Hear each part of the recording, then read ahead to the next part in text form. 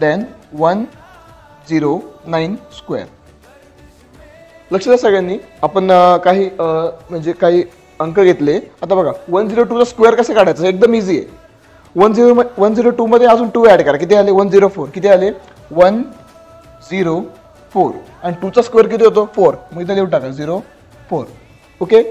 आता बघा परत 106 मध्ये अजून 6 ॲड करा. 106 मध्ये जर आपण 6 ॲड केले तर किती आले 112 म्हणजे 112. किती आले 112 आणि 6चा स्क्वेअर किती असतो 36. किती असतो 36.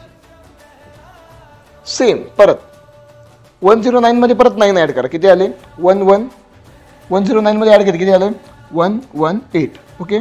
118. किती आले 118 आणि 9चा स्क्वेअर किती असतो 81. किती असतो 81.